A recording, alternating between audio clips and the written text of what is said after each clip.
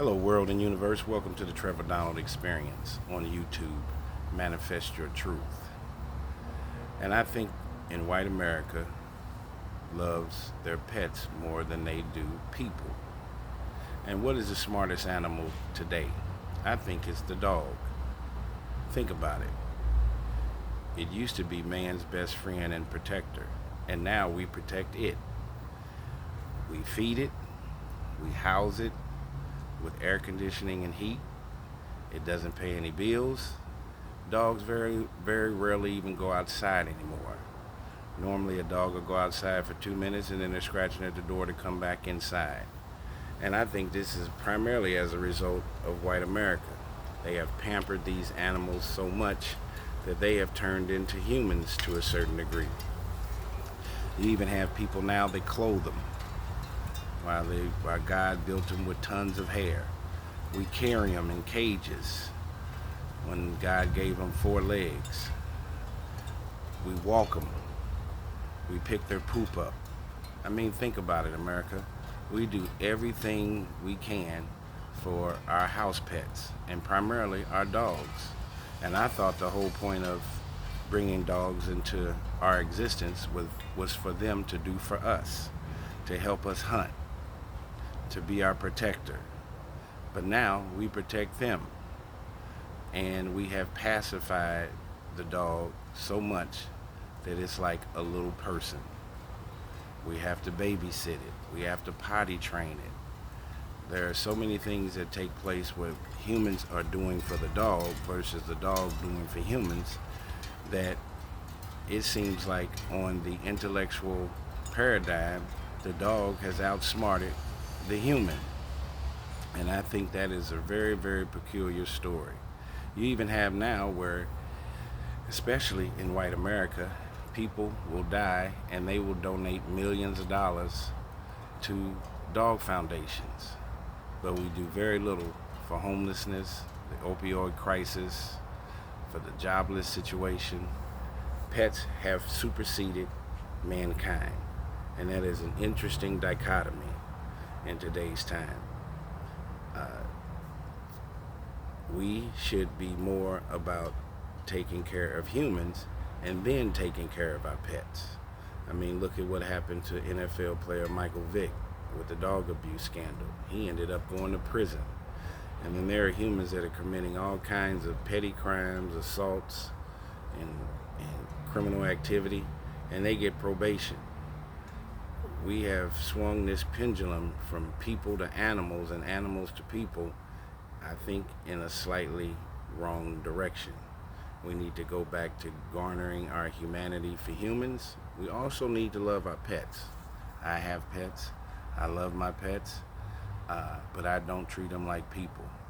And it is amazing in today's time where we are protecting our dogs and our pets more than they protect us. What in the world has this world come to? So I think it's kind of humorous and hubris that we do everything for our pets and they don't do anything. And it's almost if there was a situation for reincarnation. Would you want to come back into this miserable world if you were poor, uneducated, ill-informed as a person? Or would you want to come back as a dog, where you don't have to pay a bill, you don't have to worry about anything, you don't have any responsibilities? Humans are doing everything for you. I mean, that sounds like a pretty damn good life. So, think about it. They sleep in the bed with humans. Now, here is a situation where the narrative changes. Historically, in the black community, our dogs, we kept them outside all day. They couldn't climb on the furniture. They definitely could not get in the bed with us. But in white America, dogs are treated like people. They sleep in the bed with them. They get in the car with them. They get on the airplane with them. They even become therapists. Dogs, therapy dogs now. Dogs have so many different roles in today's time that I think are conducive to the health and welfare of human beings. But we have coddled them so much that I think that dogs have forgot that they are dogs. I think dogs think they are people. and they are not.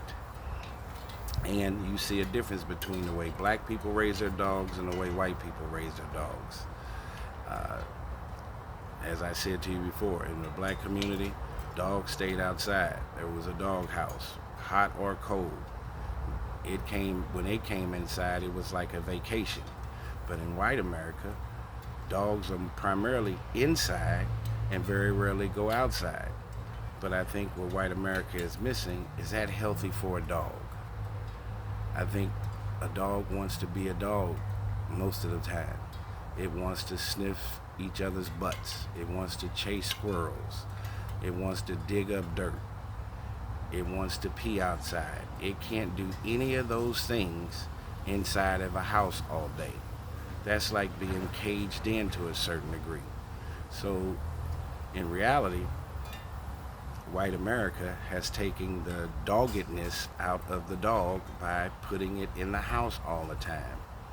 And it's weird that most of America thinks it's inhumane to let your dog be outside, where that's where it originally came from, where the real inhumaneness or inanimalness is keeping it inside all the time.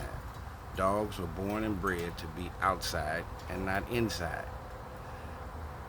And we don't want to necessarily have a situation where if it's excessive heat or excessive cold, of course you have your dog inside, and you should bring it inside at night and those kinds of things. I'm not saying leave your dog outside all the time.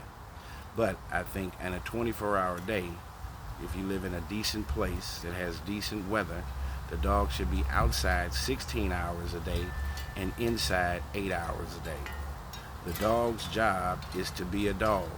That means to be outside, to bark, to smell, to use its 5 senses, to see, to dig dirt, to sniff his own butt, to sniff another dog's butt, to chase a squirrel, to chase a bird. That's all part of the characteristics of a dog. Pacifying a dog and putting a sweater and little booties on its feet is not allowing a dog to be a dog. We've got this thing all screwed up. So let's allow a dog to be a dog. Let the dog stay outside most of the day and enjoy itself, enjoy the weather, enjoy the breeze, enjoy all the other animals that God has created. And keeping a dog inside the house, I don't think that's doggedly the right thing to do. So, if you like this commentary, please continue to follow me. Hit the like button and the notification. Please share this commentary with people you think will find it informative. This is the Trevor Donald Experience on YouTube.